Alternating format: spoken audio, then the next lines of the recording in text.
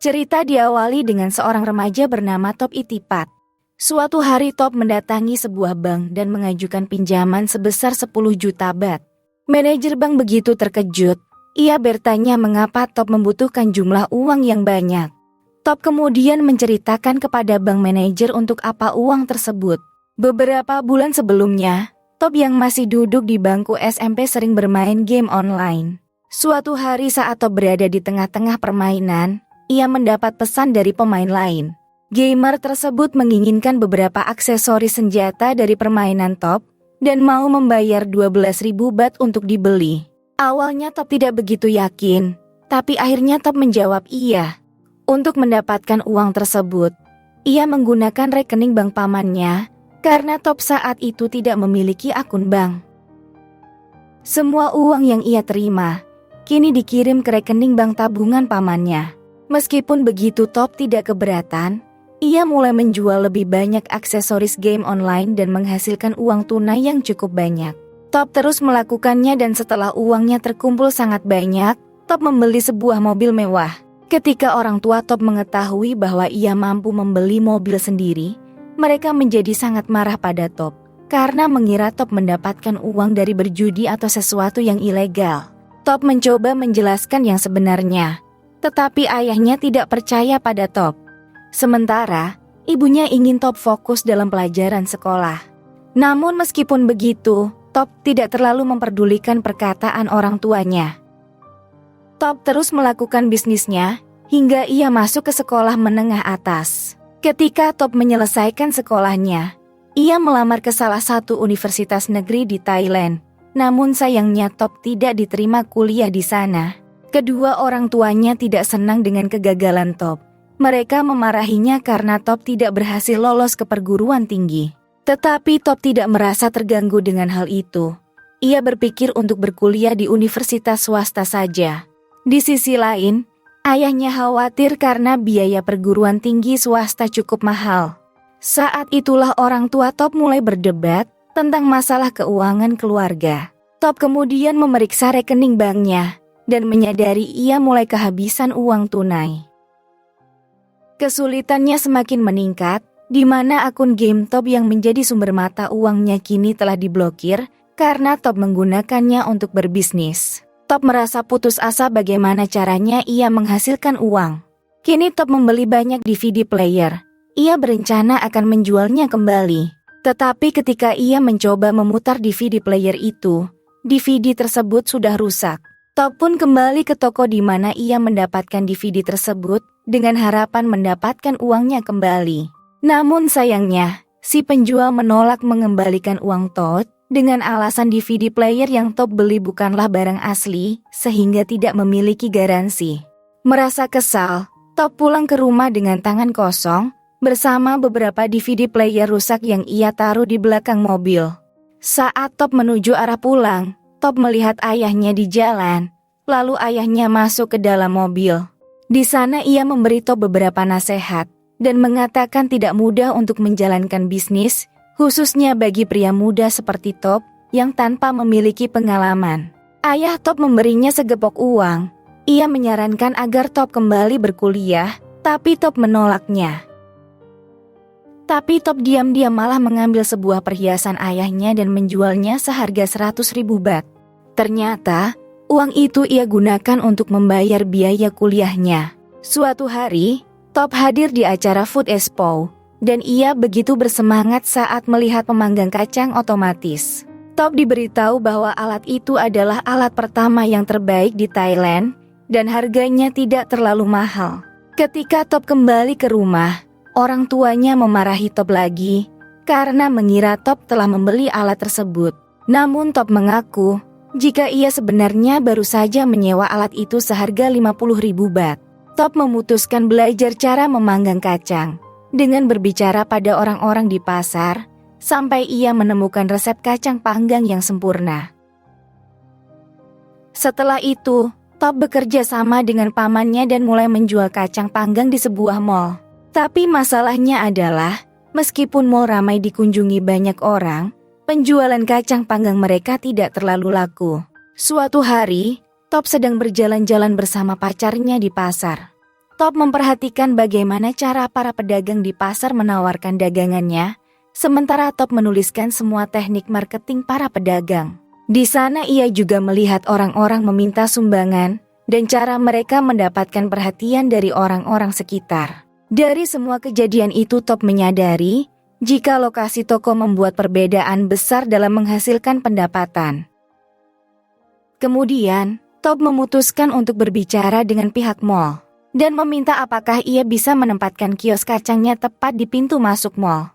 Benar saja, kacang panggang yang dijual Top pun mendadak laris manis. Tetapi keadaan mulai sedikit rumit ketika Top di tengah ujian kampus.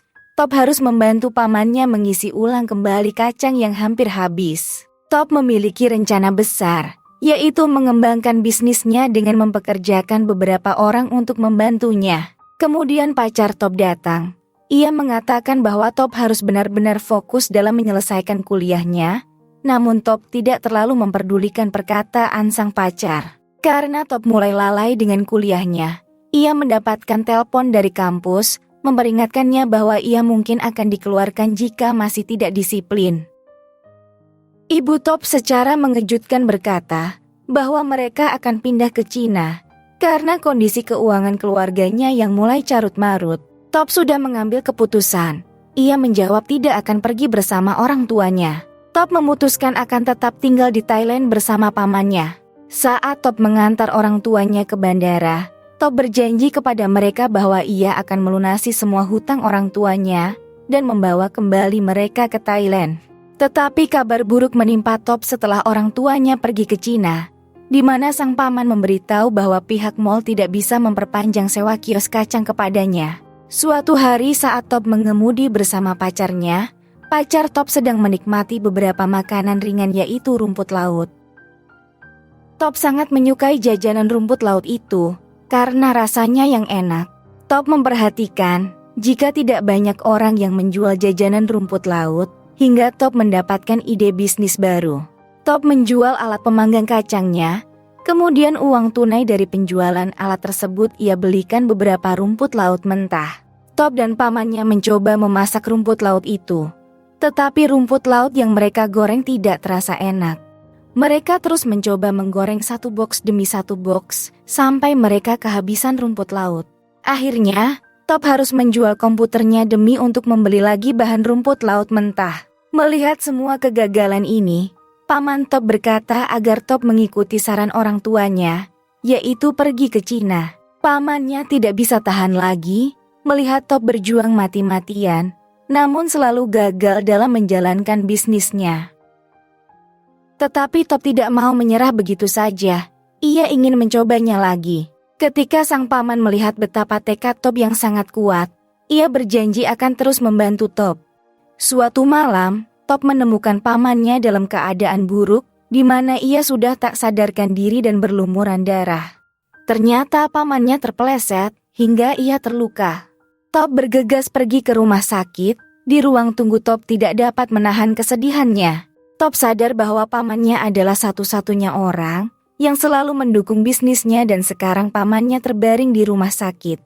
Saat pamannya masih dirawat intensif, Top memutuskan untuk menggoreng rumput laut sendirian di rumah.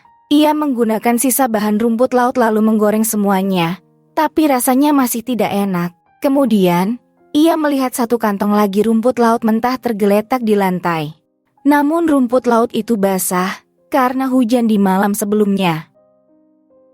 Karena hanya rumput laut itu yang tertinggal, Top segera menggorengnya dan ternyata rasanya sungguh enak. Top menyadari rahasia terbaik menggoreng rumput laut adalah proses kondensasi.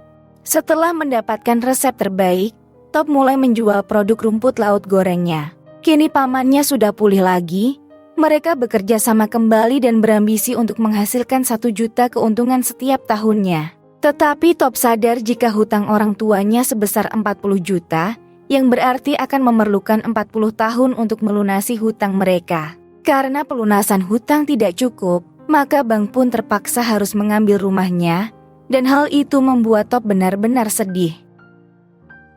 Di malam hari, Top sedang berjalan dan melihat beberapa plastik dengan logo 7-Eleven.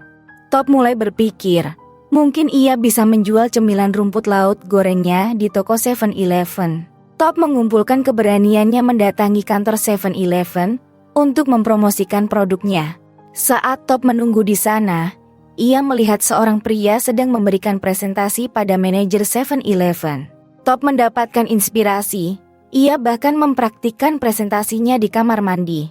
Tapi di saat Top bertemu dengan manajer 7-Eleven lalu memberikan presentasi, ia mendapatkan penolakan. Ternyata penolakan tersebut disebabkan karena kemasan produk Top tidak menarik dan terlihat murahan.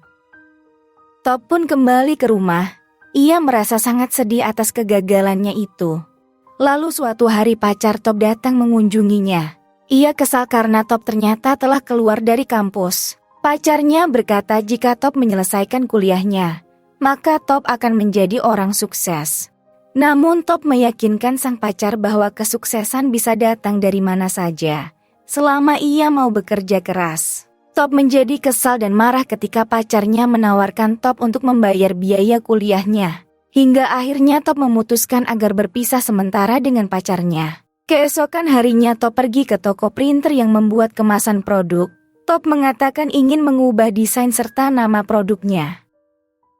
Tetapi pria pemilik percetakan tidak ingin mengubah nama produk Top karena menurutnya nama itu adalah nama yang bagus untuk produk rumput laut. Top pun setuju, ia kini sudah mendapatkan desain kemasan baru. Lalu Top kembali menemui manajer 7-Eleven keesokan harinya. Tapi meskipun Top sudah menunggu seharian penuh, Bu Manajer masih tidak ingin menemui Top. Merasa tidak dihargai, Top pun menyerah dan pergi dari sana. Namun ia meninggalkan sampel produknya kepada Pak Satpam. Top mulai merasa putus asa. Ia kemudian menelpon ibunya dan meminta maaf karena ia tidak bisa menepati janjinya untuk melunasi hutang mereka. Top melanjutkan jika ia akan segera datang ke Cina. Setelah Top melakukan perjuangannya, produk sampel yang Top tinggalkan sebelumnya dibagikan dan dicoba oleh beberapa karyawan di kantor 7-Eleven termasuk Bu Manajer. Keesokan harinya, mereka memanggil Top datang ke kantor untuk mengadakan meeting dengan para manajer 7-Eleven dan juga staf mereka. Bu Manajer mengatakan, mereka akan menerima produknya, tetapi dengan beberapa syarat yaitu Top harus menyediakan 70.000 paket produk rumput laut untuk disebarkan ke 6 cabang 7-Eleven. Bu Manajer menambahkan bahwa tempat produksinya harus memenuhi semua standar kebersihan seperti pabrik makanan. Top menyetujui hal tersebut, meskipun ia tidak yakin bagaimana ia akan melakukannya. Adegan pun kembali ke awal, saat Top bertemu dengan manajer bank untuk mendapatkan pinjaman. Top mengungkapkan jika ia ingin menggunakan uang tersebut untuk membangun pabrik, dan juga mempekerjakan beberapa orang. Tetapi pihak bank menolaknya, karena Top baru saja berusia 19 tahun. Top yang sangat membutuhkan uang, akhirnya menjual mobilnya, lalu mendirikan pabrik di tempat toko lama milik orang tuanya. Suatu hari, Top berada di stasiun kereta api, dan melihat pacarnya sedang bersama dengan pria lain. Ternyata pacarnya lebih memilih pria lain dibandingkan berada di samping Top. Peristiwa tersebut sangat membuat Top kecewa, karena Top ingin pacarnya menjadi salah satu orang yang ia bahagiakan.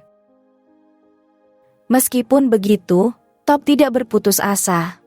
Ia bekerja keras serta membangun pabriknya hingga beroperasi, bahkan mempekerjakan beberapa orang karyawan.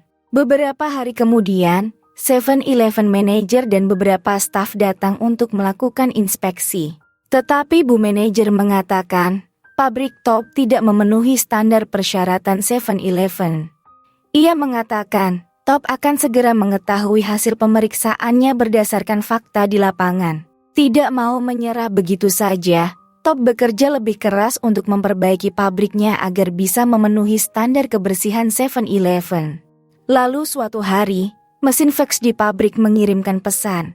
Namun sayangnya pesan yang tertera di kertas tidak mencetak tulisan dengan sempurna. Top kemudian berlari keluar ruangan, dan terlihat tulisan jika produknya telah diterima. Top tidak bisa menahan air mata kegembiraan. Tak mau membuang waktu, Top segera memenuhi target 70.000 bungkus produknya. Top memeluk pamannya dengan erat, karena ialah satu-satunya orang yang selalu bersamanya. Top kemudian menelpon ibunya dan memberitahu bahwa ia akan segera menjemput mereka kembali ke Thailand, serta akan membayar semua hutang mereka. 2 tahun kemudian, Top berhasil melunasi semua hutang orang tuanya dan membawa mereka kembali ke Thailand. Saat ini, Top sudah memiliki 2.500 karyawan dan produk rumput lautnya sudah tersebar di lebih dari 6 cabang 7-Eleven. Top juga memiliki peternakan rumput laut di Korea Selatan. Di usia Top yang masih 26 tahun, ia telah menghasilkan hampir 32 juta dolar.